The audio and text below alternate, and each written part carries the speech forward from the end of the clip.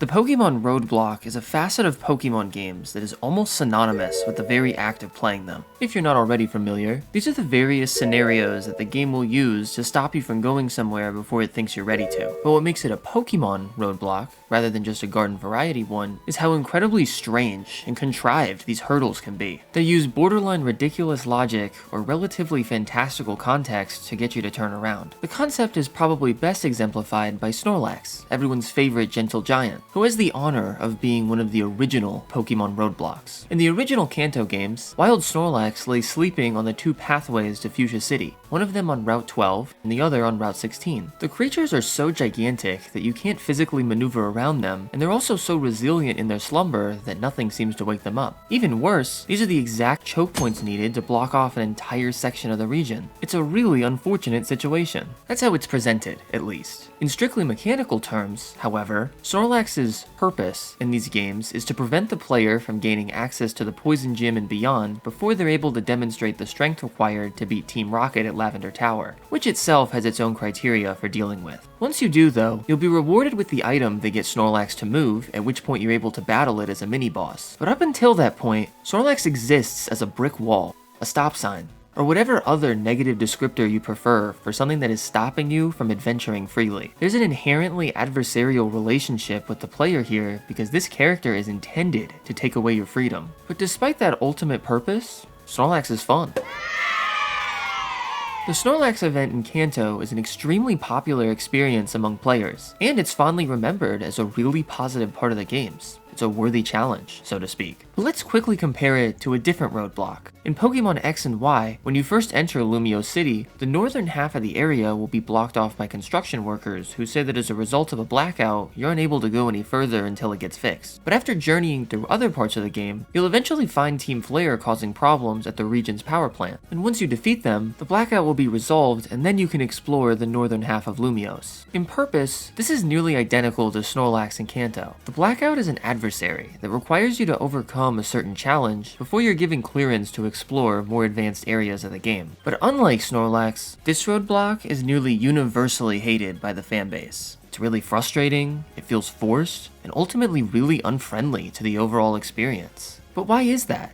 How can these two things that are so similar in function, almost to the point of being identical, garner such wildly different reactions? And these are just two examples. There's a laundry list of this type of encounter across the series with an equally strange spectrum of highs and lows. So what separates the good from the bad? Rather than function, the answer lies almost completely in the presentation, the storytelling, the interaction, the feelings involved. It's the art of the Pokemon Roadblock that ultimately determines how it ends up being received. And I believe that there's a series of basic tenets that need to be followed in order for the experience to be a positive one. The first big tenet is the nature of the adversary. How adversarial is it? In your assumed abilities as a player character, would this thing actually stop you, or is it more arbitrary? These Psyduck in Gen 4 come to mind as one that doesn't quite live up to the role that they're acting in. Sure, my character is being physically blocked here, but it's a role-playing game, and you're telling me harmless, unmoving ducks would actually stop me from going where I want?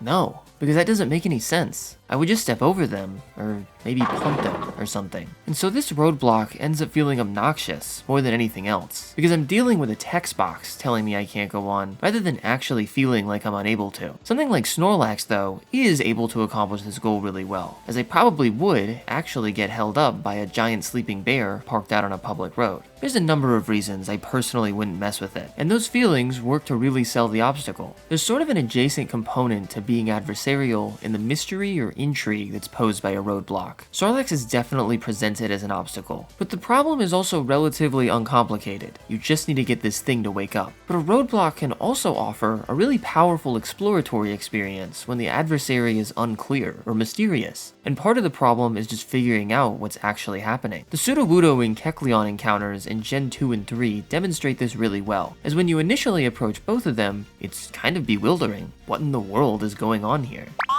Sudowoodo is first presented as this inexplicable wiggling tree that looks just a little bit off, and Kecleon starts off as a straight up invisible wall that's blocking your path. Both of them end up playing out very similarly to Snorlax. You beat a certain benchmark, receive a specific item, and then fight a mini-boss to get them to move. But these more fantastical scenarios offer a feeling of discovery and exploration, and you get to figure out something new about the world and its characters as you gradually peel away its layers. But there's also a more subtle takeaway here for roadblocks in the form of communication. These weird obstacles could ultimately fail if they're so inexplicable the player can't figure out what to do. Kecleon strikes a perfect balance for this by having a dialogue in addition to just being an invisible barrier, as this tells the player that the invisible object isn't a glitch or issue with the game, it is a problem that you were fully intended to deal with. Sudowoodo, on the other hand, originally had no such dialogue, and just wiggles a little bit when interacted with. You certainly could figure out that you need to douse it with the watering can, but something this ambiguous could also be a source of frustration in the event that you can't. And they seem to think that this was the case as well, because in the Gen 2 remakes, there is an NPC nearby who gives a tiny bit of extra context without completely ruining the surprise. And that ensures that no one gets left behind in dealing with the obstacle, so good on them for the change. Another major thing to consider with a Pokemon Roadblock is player autonomy. That might seem like an odd thing to emphasize with something specifically intended to control player movement, but the feeling can still be cultivated through how the intent is communicated to the player. The best roadblocks make you feel like you're dealing with natural or blameless problems in a world full of ups and downs. I don't expect to be able to reason with a wild animal blocking the road, nor would I with fallen rocks or overgrown foliage. Natural obstacles like these, while unlucky, can easily be chalked up to just being a part of life. Not to mention that there's immense satisfaction in dealing with these types of problems. Wild Pokemon blocking your path can often involve a rare or one-of-a-kind encounter that couples the obstacle with a novel reward. And something like clearing boulders from an important pathway lets you feel like you're pushing back against the whims of the world, and are really seizing your adventure one step at a time. Even though there was a very real setback, you ultimately got to be in control. And this, on the other hand, is where many Pokemon roadblocks fail spectacularly, and get remembered as arbitrary and poorly written frustrations that only serve to make the experience less immersive.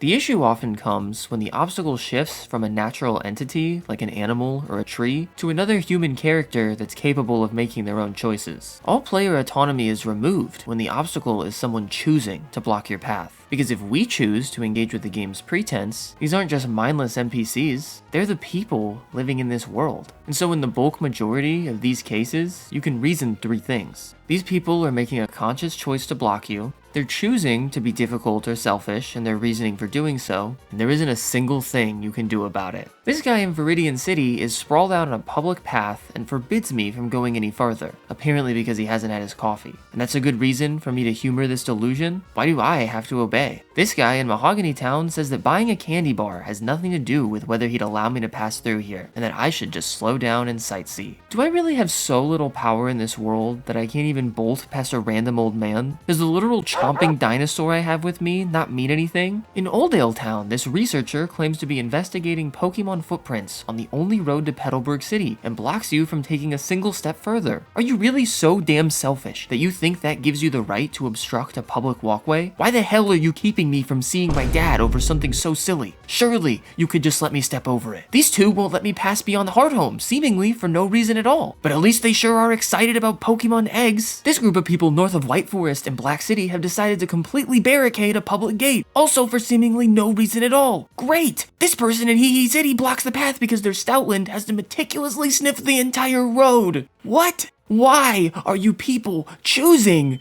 to make my life so difficult? Whew. Excuse me.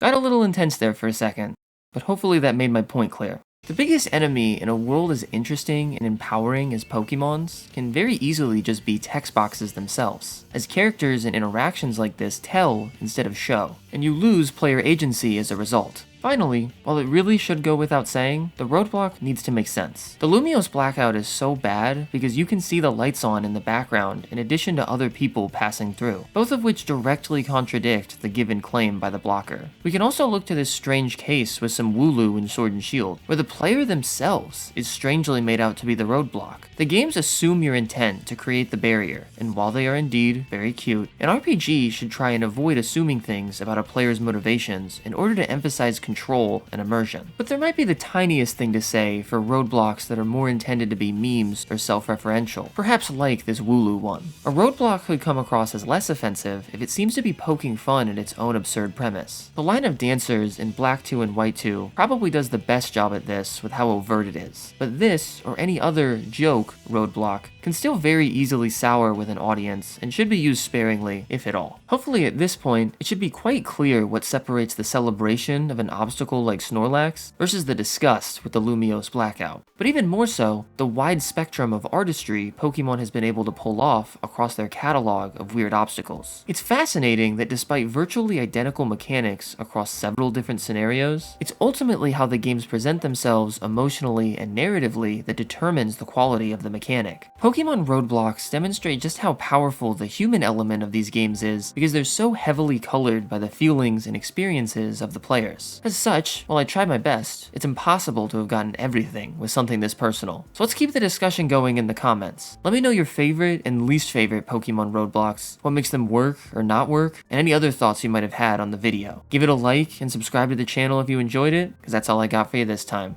As always, I'm surrounded by beauty. Thanks for watching, folks. Droomish out.